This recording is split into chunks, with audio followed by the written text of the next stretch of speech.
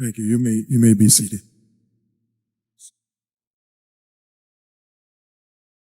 I see y'all stand for anything here in Las Vegas. To Pastor Taylor and to my host this week, Pastor Nixon, and to the Reverend clergy, and all of you, my brothers and sisters in the Lord. I'm grateful for the privilege to come among you and share with you my feeble preaching, but my strong convictions about our Lord and His Christ. When I was a younger preacher, I would say that I'm glad to be here.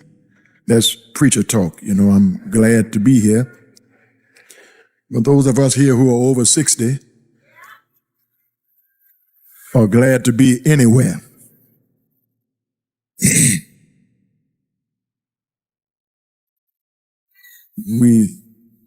We could have been dead, sleeping in our grave, when the Lord kept us and brought us up to His house. Thank you so much, Maestro. We used to sing at my little church at home, "It's another day's journey," and I'm glad about it. I'm grateful to this pastor for inviting me to come, and Mrs. Anderson is with me this week. Stand with you, dear. She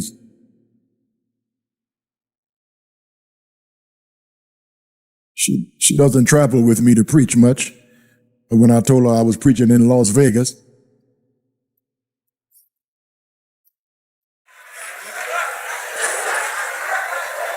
she said, "Not without me." So here we are tonight. Someone asked, how was my flight? Or how was our flight? And everyone that lands is a good flight. Thank God for the privilege to come and share with you this week. All of my YouTube members, I'm glad to see you here tonight. Thank you for your faithful viewership. We appreciate that. Thank you so much for that. I'm glad again to have the opportunity to preach. Every time I stand, I'm aware that God does not need to use me, but He allows me to help Him to make the kingdoms of this world to become the kingdom of His Christ. And I am grateful for the privilege. Open your Bibles with me to the book of Acts, the Acts of the Holy Spirit through the apostles at chapter 3. Acts at chapter number 3.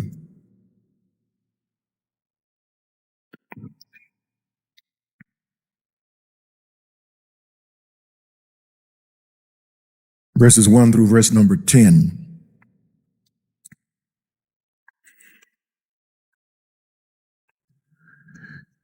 One day, Peter and John were going up to the temple at the time of prayer at 3 in the afternoon. Now a man who was lame from birth was being carried to the temple gate called Beautiful, where he was put every day to beg from those going into the temple courts. When he saw Peter and John about to enter, he asked them for money. Peter looked straight at him, as did John. Then Peter said, "Look at us." So the man gave them his attention, expecting to get something from them. Then Peter said, "Silver or gold I do not have, but what I do have I give you. In the name of Jesus Christ of Nazareth, walk." Taking him by the right hand, he helped him up, and instantly the man's feet and ankles became strong. He jumped to his feet and began to walk. Then he went with them into the temple courts, walking and jumping and praising God. When all the people saw him walking and praising God, they recognized him as the man who used to sit begging at the temple gate called Beautiful, and they were filled with wonder and amazement at what had happened to him. Thank you. You may be seated. The grass withers and the flower fades, but the word of our God shall stand forever. My associate pastor, Reverend Washington, is really good with titling sermons. He's real good with giving sermons titles. He's real good with points and sermon titles. I'm not good with sermon titles. I just start preaching when I stand up and quit when I'm finished. And a whole lot of times I'm finished, I just keep on preaching. I'm not real good with sermon titles, and so I called Reverend Washington to get a title for this sermon, and I couldn't reach him. And so I had to come up with my own sermon title tonight. So I'm just want to talk about what the scripture is talking about. It's just about two broke preachers and a crippled man. That's all this little word is about. I wish I had something flashy. I wish I had something more fancy than that. But it's just about two broke preachers and a crippled man. The Acts of the Holy Spirit through the apostles was written by the gospel writer Luke to Theophilus because there were some things that the church needed to know, needed to hear and to do after the resurrection and ascension of Jesus Christ. For many of them in the Acts, as many people are in the church now, they were post-resurrection, pre-Pentecostal. Post-resurrection, pre-Pentecostal. They had been to Calvary for pardon, but they had not been to Pentecost for power. And so there was a whole lot that the church needed to learn to see through the lives of men that Jesus had walked with and touched in special ways. He taught them how to pray. They watched him perform miracles. They were with him when he took 2 fish and 5 loaves and fed 5,000 men, not counting the women and the children. They were present when Jesus walked on the water. And Peter said, Lord, if it's really you, bid me to come and meet you on the water. And Peter actually walked on the water. He didn't walk long, but he walked. He didn't walk far, but he did walk on the water. Peter was always taking his foot out of his mouth to put the other foot in. He was always quick to speak and slow to think. Peter got it wrong when Jesus was in the Garden of Gethsemane and they came to arrest him. Peter took out his sword and cut off that soldier's ear. He got it wrong that day. But Peter got it right on the shores of Caesarea Philippi when Jesus asked, whom do men say that I, the Son of Man, am? Peter said, you are the Christ, the Son of the living God. And Jesus said, flesh and blood has not revealed this to you. You are no longer Simon, but Peter, Petra, rock. Not that your faith is rock solid, but today you just so happen to get your lesson right today. Peter was sure that Jesus was the Christ, the Son of the living God. The church is not built on Peter as the Roman Catholics would try to make us believe. St. Peter's Basilica in Rome, where they surmise that Peter died, and they built a cathedral over the place where Peter supposedly died. And the Roman Pope walks in the shoes of the fisherman in the similitude of Simon Peter. And the Pope is in the direct line of succession of Peter, as the Roman Catholic Church says. That's not what the Bible teaches. Jesus did not build the church on Peter. He built the church on Peter's confession of faith. And everybody who confesses that Jesus Christ is Lord is a part of the church of the living God. There's no way to get to God except you come by Jesus Christ. I know what Oprah Winfrey says. Oprah says there's 1,000 ways to get to God. No, Miss Oprah, there's not 1,000 ways to get to God. There's only one way to come to the Father, and that is through his Son, Jesus Christ. Jesus is not one of the ways. He said, I am the way. Jesus is not a part of the truth. He is the truth. Jesus is not somebody you add to your life. Jesus is life itself. And Peter finally has it right. He knows who Jesus is. Have you ever wondered why Satan was always trying to trip Peter? Why was the devil always after Simon Peter? He could have tripped Andrew. He could have messed up John. He could have gotten Bartholomew, or he could have gotten Zacchaeus, anybody. But the devil was always after Simon Peter. I don't know this. I didn't read this anywhere. I just figured it out on my own. I think the reason Satan was always after Peter is because Satan had seen the program for the day of Pentecost. And he noticed that Peter was the featured preacher on the day of Pentecost. And Satan figured if he could stop Simon Peter before Pentecost, he could have killed the gospel in its infancy. And everybody God wants to use, you need to make up your mind tonight that the devil ain't gonna ever leave you alone. If God wants to get his hands on you, Satan wants to get his hands on you first, because he wants to thwart and to short circuit what it is God wants to do in your life. Those of us who preach the gospel need to be extremely careful that we watch the devil. Because if you don't watch the devil, he will urge you to preach a gospel that is reasonable but not powerful. A gospel that is exciting, but it has no authority. A gospel that flatters, but does not confront. A gospel that does not turn people upside down so it can't turn them right side up. And then if you don't watch the devil, brethren, he will make you believe that you are a celebrity rather than a servant. Somebody ought to help me preach here tonight. It's getting so bad that Jesus came into Jerusalem riding on a jackass. And now jackasses are riding on jet planes to go preach. Because we are caught up in celebrity consciousness.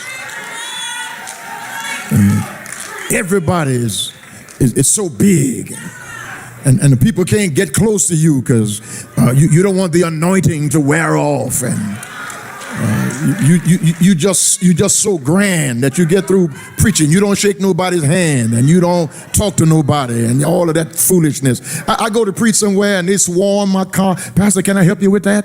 Help me with the car note.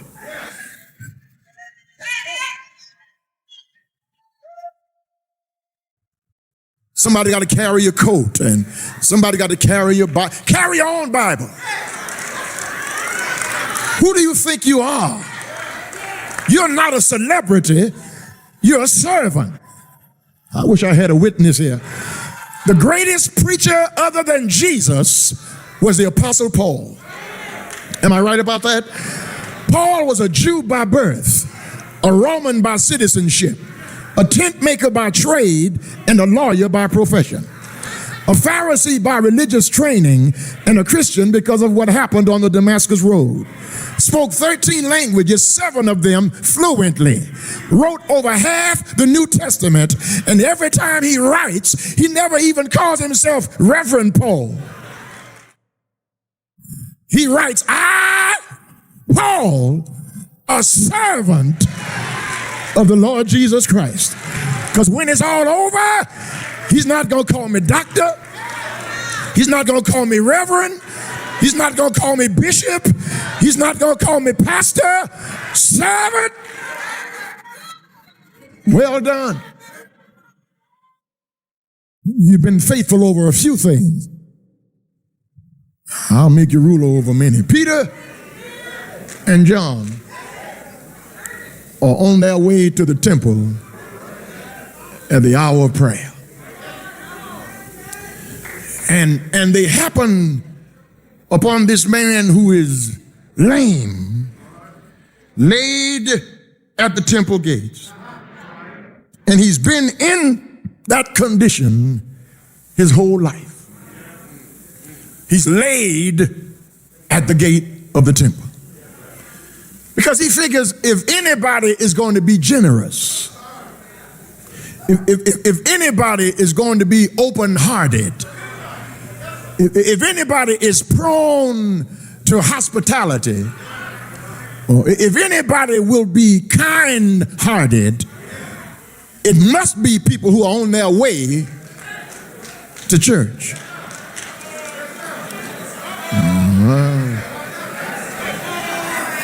I wish I had time to stay right there.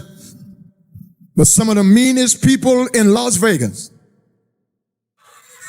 go to church every Sunday.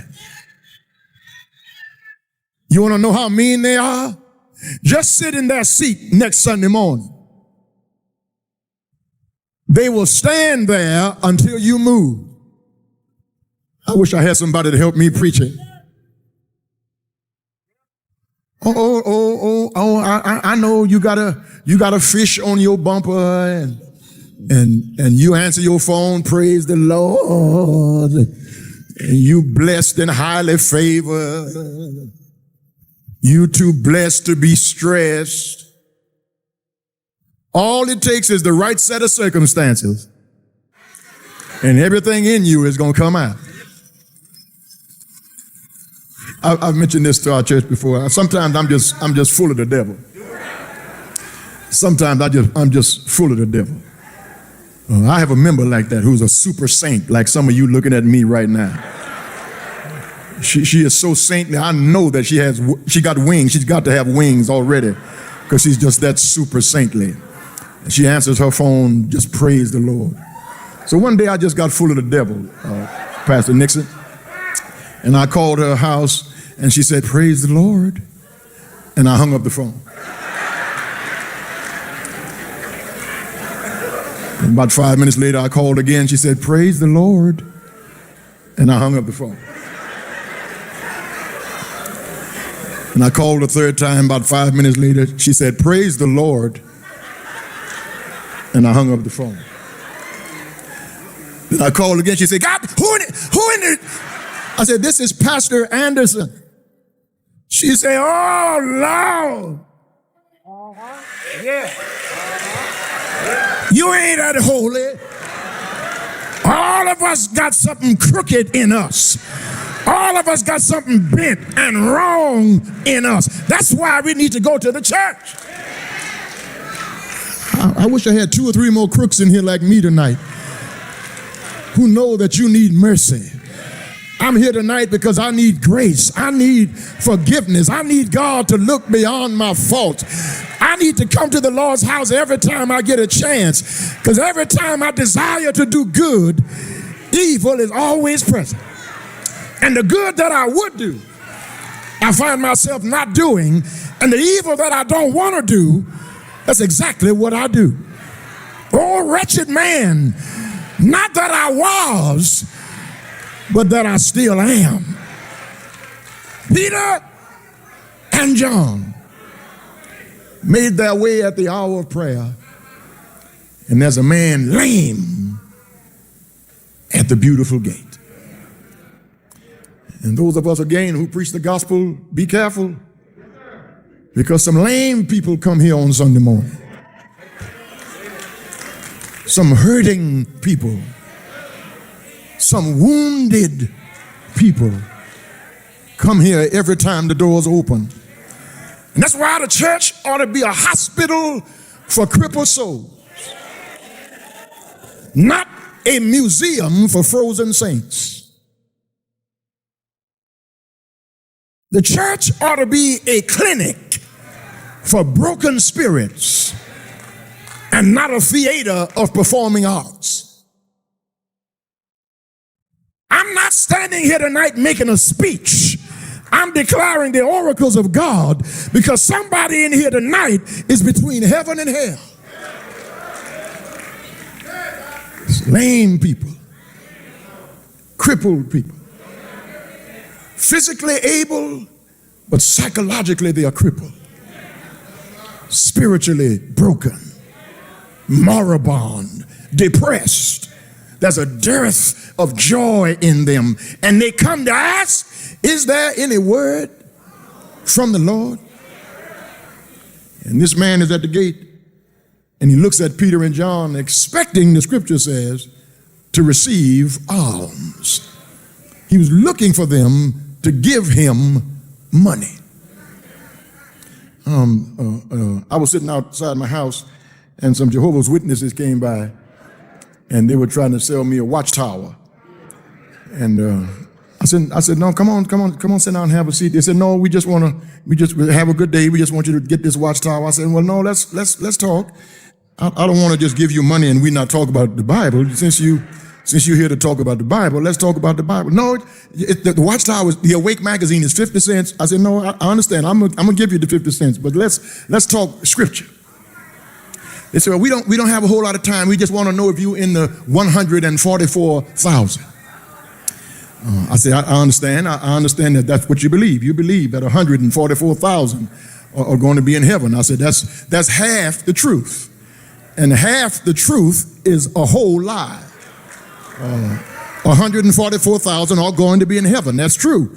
12,000 from the 12 tribes of Israel, 12 times 12,000, that's 144,000. You are absolutely correct. But John said, I saw another number coming from the north and the south and the east, and that's the number I'm going to be in. I don't want to just give you money and not tell you the truth. I don't want to send you away from here with bad theology. You need to know that we here are not going to be in the 144,000. Not even you who are talking about it. You're not an Israelite. Only the tribe of Israel are in the 144,000. But when the saints go marching in, I want to be in that number because I will wash my robes white in the blood of the Lamb. They expected to receive alms. But these two broke preachers said to this crippled man, look at us. Not look on us. Because to look on us, you might think we are more than we really are. And I think that's the reason a whole lot of people are turned off by church, is because we think we are more than we really are. We run people away, looking down our sanctimonious nose at people, acting like we've never sinned and we've never lied and we've never colored outside the line and we've never done anything wrong. We've never, listen, let me talk to somebody in here. This is between me and you. If I hear it again, I'm gonna know where it came from. This is just between me and you. I've never had, I'm not saying this to our church, I've never had a young adult life. I've been in church all of my life from a child. I've never known not being in church. I've been in church all of my life. And then I started playing music in the church when I was about 12 or 13, 14 years old. So I never did get a chance to go out with friends because I was always either at church or the association or the convention or in a drill team or just doing something because I've always been in church. Then I started preaching at 18 years old. I started pastoring at 20 years old. I never had a young adult life. I've never been to a club. I've never smoked weed, and I've never been drunk. All of those things are on my bucket list.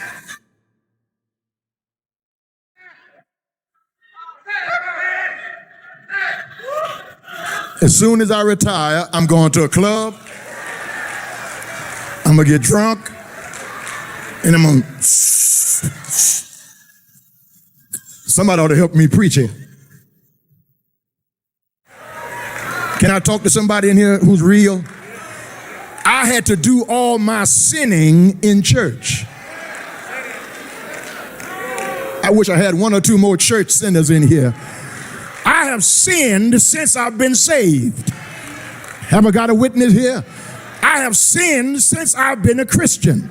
Some days I don't look like a Christian, I don't act like a Christian, I don't sound like a Christian, but I'm not a Christian because of how I look or how I act or how I sound. I'm a Christian because I believe that Jesus is the Son of God without sin. I believe he was born of a virgin. I believe he died on a Friday. I believe he got up early one Sunday morning. I believe he's seated at the right hand of God with power. I believe he's coming back again. That's what makes me a Christian. Don't look on us. Look at us. Look at us. Just look at us. And brothers and sisters, don't let anybody fool you. Don't be ashamed to let people look at you. Because people despise us on speculation when God loves us and he knows the truth. You missed that. People don't like us because of what they think they know. God knows everything and he still loves us. And when you know you are loved by God, you don't have anything to prove to anybody. The folk who gonna like you regardless. And the folk who don't like you didn't like you to start with. So you're not gonna miss what you never had.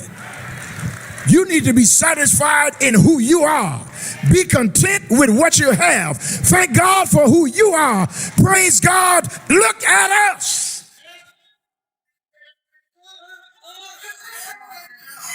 I'm not trying to be any more than what I am. I'm not all that I ought to be. But thank God I'm not yet what I'm going to be. Because this same Peter, Jesus said to him, when you are converted, strengthen your brother. Satan desires to have you that he might sift you as wheat. But listen, I've already prayed for you, not that your flesh, but that your faith fail not. Because in your flesh, you will fail on a daily basis. If you say that you have no sin, you make God a liar. All have sinned and come short of the glory of God. There's some skeletons in my closet that if I open the door, every last one of them would fall out right now and you'd be embarrassed to hear me preach. But grace, mercy, forgiveness, the goodness of God, the blood of Jesus covers me from all unrighteousness. Look at us. Silver and gold have I none. If I gave you some money, you'd be in the same shape when I come back tomorrow. Silver and gold. I know that's what you want, but that's not what you need. Silver and gold have I none. But such as I have, I want to give you that. In the name of Jesus, walk. And brothers and sisters, as I hurry to the close, his walk was unquestionable.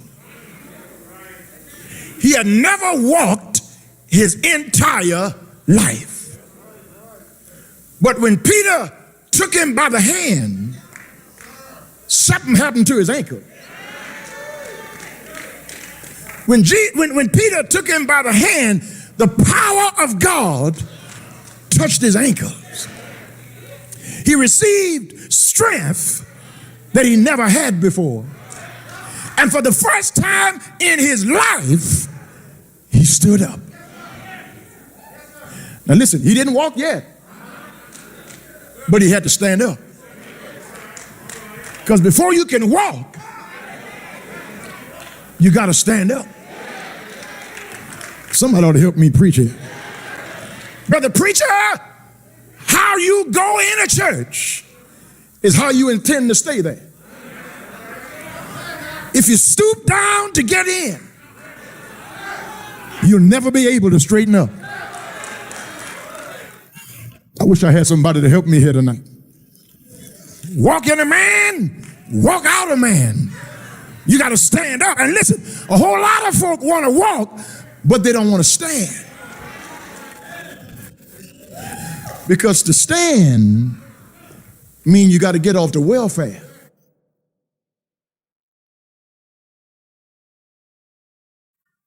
To stand means you got to stop begging. To stand means you got to quit waiting for people to do something for you. To stand means you got to take some initiative on your own. He stood up, and then he realized he could walk. And his walking was unquestionable. But he started walking so good, because every day with Jesus is sweeter than the day before. Once you start walking with him, you don't care who likes you, who does not like you. You don't care if they speak or if they don't speak. You don't care who's preaching. You don't care what choir is singing.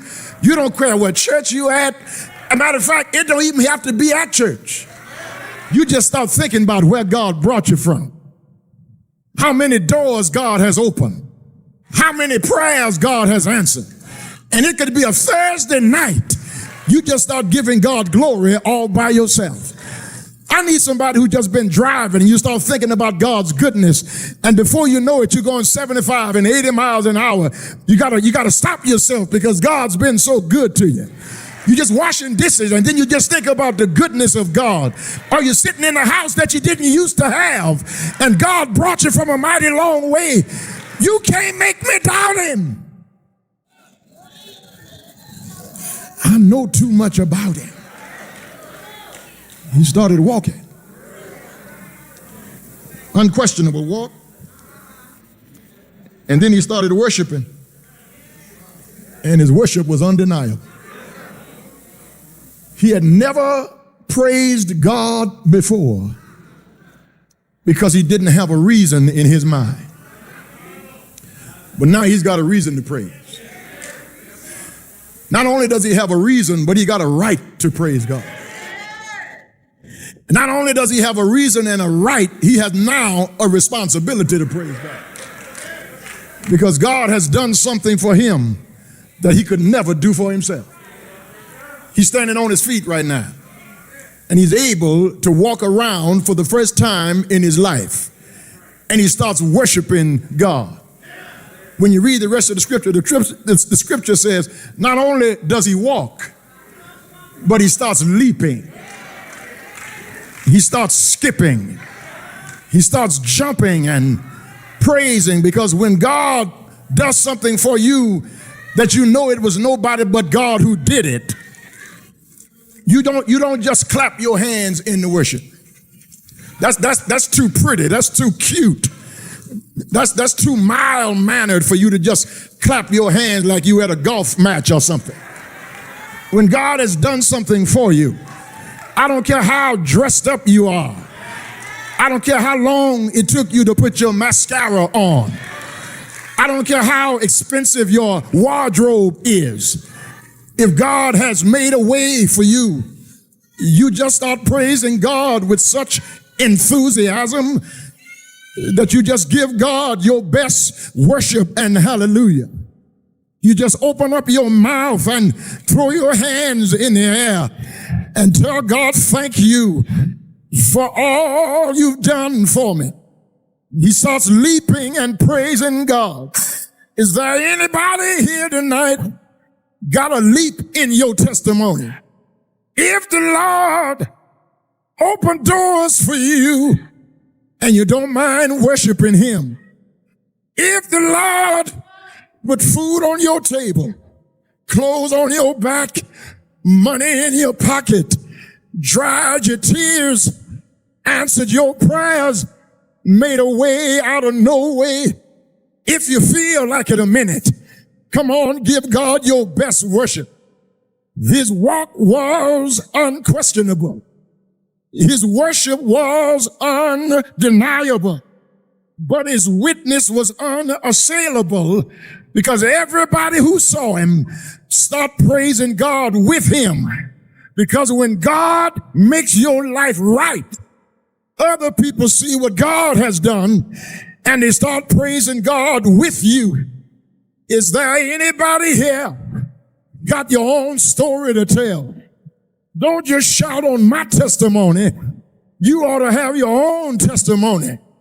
Don't just shout because I know him. You ought to know him for yourself.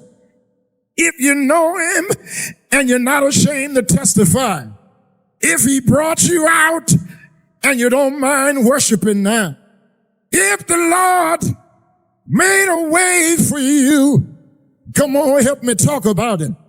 I'm not the man at the gate. I know what God has done for me. I'm not the woman with an issue of blood. I'm praising for what he's done for me. I'm not Jairus' daughter. I'm praising for what he's done for me. I'm not Peter's mother-in-law. I'm praising because what he's done for me. I'm not the crowd who was hungry with 2 fish and 5 loaves. I'm praising because what he's done for me.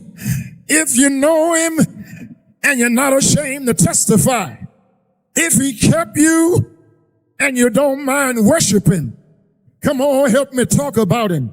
He's a rock in a weary land. He's a shelter in a time of storm. He's a friend when you're friendless, bread when you're hungry, water when you're thirsty. Y'all know him, don't you? He's Adam's redeemer. He's Abel's vindicator. He's Abraham's sacrifice. Y'all know him, don't you? He's a wheel in the middle of a wheel. He's a bright and a morning star. He's a rose of Sharon. He's a lily of the valley. He's Mary's baby boy. He's James and Jude's older brother. He's Matthew's king. He's Mark's suffering servant. He's Luke's great physician. He's John's word made flesh. He's Acts coming of the Holy Ghost. He's distinctive in supernatural capacity. He's superlative in sovereign majesty. He's exclusive in spiritual beauty. He's radiant in eternal splendor. He's matchless in supernal deity. He's the God of gods. He's a prince of princes. He's a Pharisee of 10,000. He's the King of kings. He's Alpha and Omega. He's the beginning and the end. He's a bridge over troubled water. If the Lord open doors for you, help me praise his name. If the Lord brought you out, help me tell God, thank you. Thank you. Thank you. Thank you for all you've done for me. Thank you for the prayers you've answered. Thank you for the doors you've opened. Thank you for the tears you've dried. Can you tell him thank you? Tell him thank you. Thank you. I know